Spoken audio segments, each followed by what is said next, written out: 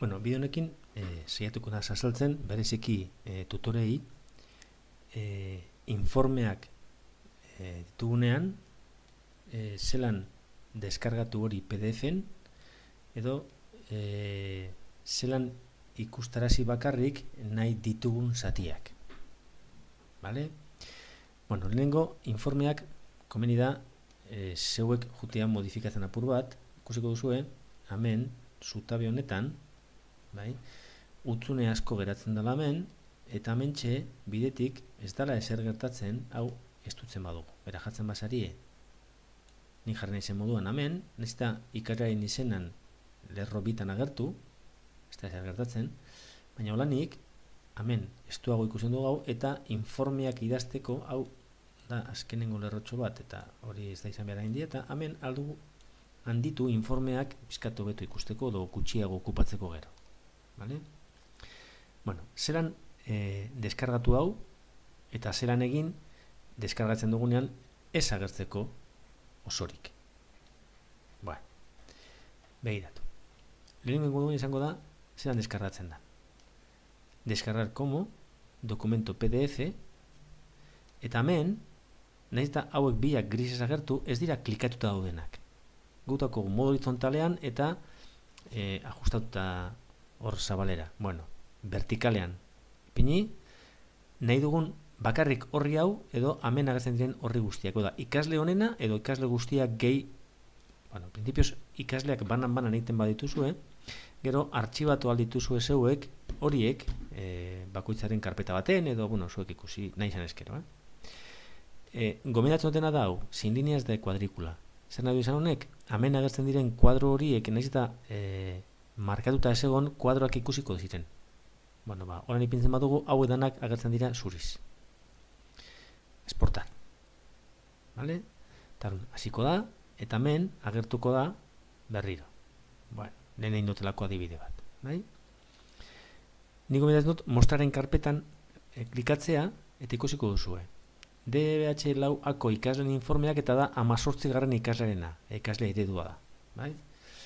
Bueno, zabaltzen badugu, ikusten da hemen ikasle eredua, eta guk irakasleok konturatzen zari nik egin dut iztutu hau, eta bikoiztu inda. Nik hemen ez baut idazten lerro bat baino gehiago, ba, ez da geratzen ganoraz. Orduan, ingo neban ontxe, atzera bueltatu, eta hau zezutabea pizkat zabaldu. Vale? Eta hau zabaldu dutena ba nahiko ondo geratzen da, ez da, vale? Orduan zer ikusten dugu? Claro, lehenengo ebaluazioa ere agertzen dela hemen, baina zatituta, bigarren ebaluazioa, hirugarren ebaluazioa, zatituta. Eta hau sedana guk ez dugu behar orain. Vale? Orduan, zer lehengo dugu? Bueno, hau sarretukot eta lehenengo hau apurtzua zabaldu. Bai? Eta ingo dena izango da ikusten ez diren, ikusi nahi ez ditugun lerroak izkutatu.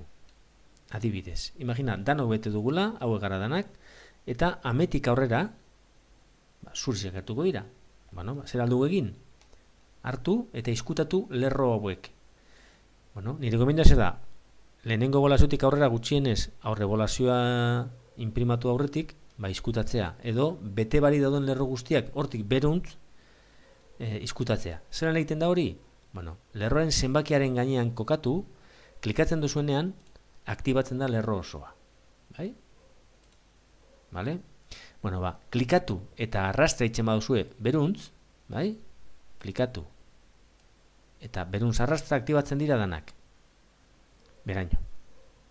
Eta, honen gainean ere, eskumako botoiaz, ocultar, ez eliminar, ez borrar, ocultar. Vale.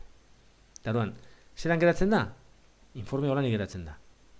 Guk itazitako hemen, eta hemen ikusten da gezitxo bat, ba, gezitxo honeri emonez, berreskuratu itzen dugu, izkutatuta dauden lerro guztiak. Vale? Orain izango dugu? Deskarga, documento PDF moduan, berriro, vertical, sin líneas de cuadrícula, hoja actual bakarrik. Exportar. Hemen berriro agertuko da. Vale? Zabaltzen badugu, ikusi zelan geratzen da. Bai? Beraz, horri baten daukazue, inprimiuta lehenengo barrazioan egindako informea.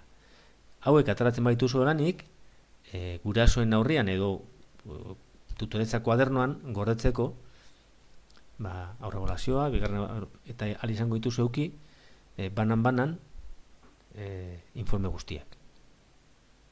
Bueno, ea balogarria zaizuen. Gabon.